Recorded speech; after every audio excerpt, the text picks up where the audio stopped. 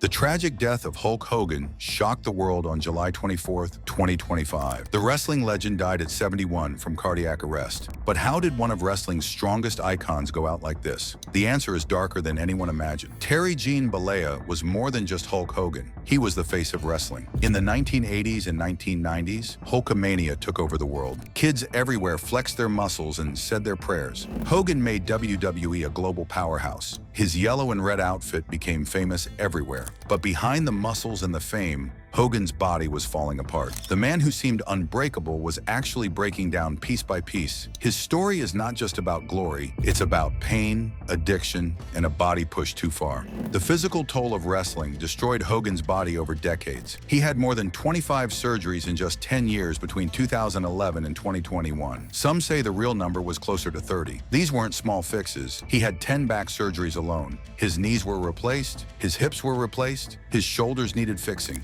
Even his face required surgery from ring injuries. The great Andre the Giant once told Hogan something scary. "Boss, don't fall down. You won't get back up." Andre knew how brutal the wrestling ring really was. Hogan said the ring was horrible, with its lumps and hard boards sticking out. Every time he hit that canvas, his body paid the price. Just 1 month before he died, Hogan had major neck surgery in June 2025. It was called a 4-level spinal fusion. His wife said the recovery was very complex. The surgery hurt his vocal cords and made it hard to eat and breathe. This wasn't his first neck problem either. Hogan even sued a medical center for $50 million in 2013. He claimed they did 6 unnecessary surgeries that made his back worse, not better. The Laser Spine Institute procedures failed so badly that he needed traditional fusion surgery in 2010 just to wrestle again. His daughter Brooke confirmed how many operations he had. Each surgery meant more pain, more recovery time, and more stress on his already damaged body. The surgeries were supposed to help, but they created a cycle of pain that never ended.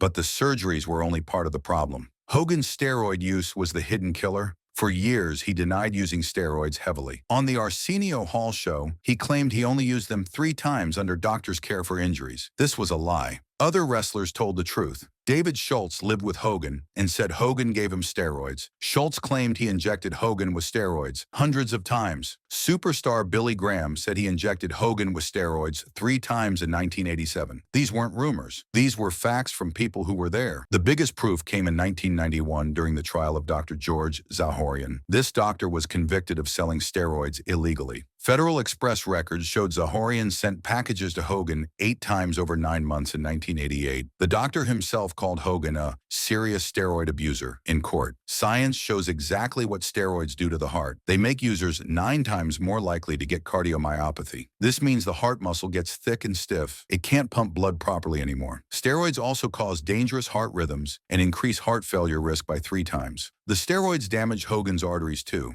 They cause high blood pressure and cholesterol problems. All of this leads to heart attacks and strokes. Once the damage is done, it can't be fixed. The heart just gets weaker over time. In his final weeks, Hogan showed all the signs of heart failure. Friends said he had a weak heart. He was short of breath all the time. He got tired easily. He lost a lot of weight. He needed oxygen to help him breathe. These are classic symptoms of a failing heart damaged by years of steroid abuse. The pain from all his surgeries led to another deadly problem: addiction. Hogan openly talked about his vicious cycle with pain pills. He said he went to the pharmacy like a dog chasing a bone. He couldn't stop taking the medication even when he didn't need it anymore. The pain was so bad that Hogan's body barely worked sometimes. Back surgery recovery takes a full year, but he was having operations every 4 months. His body never got time to heal properly. The pills were the only thing that made the pain bearable. Hogan also battled alcoholism for years. He reportedly beat his drinking problem in early 2023 with help from CBD, but the damage was already done. Years of alcohol and pills had stressed his organs even more. His body was fighting battles on multiple fronts. The addiction wasn't just about the pills themselves. It affected his sleep, his eating, and his mental health.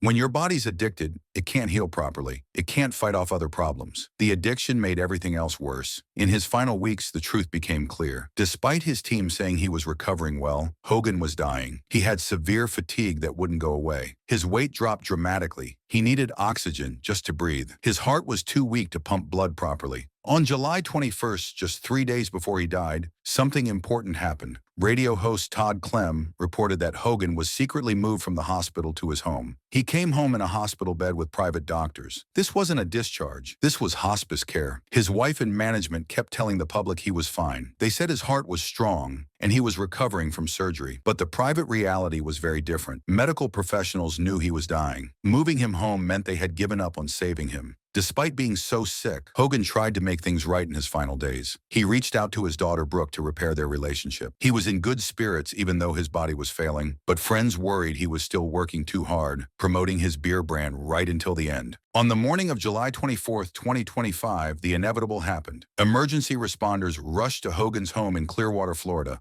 Multiple police units arrived for a serious medical issue, but it was too late. At 11:17 in the morning, Terry Jean Balea was pronounced dead at the hospital. The cause was cardiac arrest. His heart simply stopped. But this wasn't sudden bad luck. This was the result of decades of damage. The steroids had weakened his heart muscle. The surgeries had stressed his entire system. The addiction had prevented proper healing. Everything came together in that final moment when his heart couldn't take anymore. Hogan's death shows us the hidden cost of being a superstar athlete. Behind the muscles and the fame was a man in constant pain. The same drive that made him a legend also destroyed his body. He pushed through injuries that would stop most people. He used substances that gave him strength but stole his health. The man who told millions of kids to train hard and eat their vitamins couldn't follow his own advice. The pressures of fame, the demands of wrestling, and the culture of his era led him down a path of self-destruction. Every victory in the ring came with a cost his body would pay later. The Hulkster who seemed invincible was actually the most vulnerable of all. He carried the pain of his profession in silence. He smiled for the cameras while his body screamed in agony. He maintained his heroic image even as he battled demons most people never knew about. Terry Jean Balea didn't just die of cardiac arrest on July 24th, 2025. He died from a lifetime of putting entertainment before health, performance before recovery, and image before reality. His heart gave out because it had been damaged for years by the very things that made him famous. The tragedy isn't just that Hulk Hogan died young at 71. The tragedy is that his death was preventable. If the wrestling industry had better medical care, if steroid abuse wasn't common, if pain management was handled differently, Terry Balea might still be alive today. But in the end, Hogan died surrounded by family, not in a hospital room full of strangers. He made peace with his daughter. He faced his final battle with the same courage he showed in the ring. The man behind the character was finally at rest. Hulk Hogan will be remembered as a hero to millions. Kids who grew up watching him will never forget the joy he brought them. But his death reminds us that even our heroes are human. Even the strongest among us can be broken by the choices we make and the lives we lead. If this story moved you, hit the like button. And for more untold stories from the world of sports, don't forget to subscribe.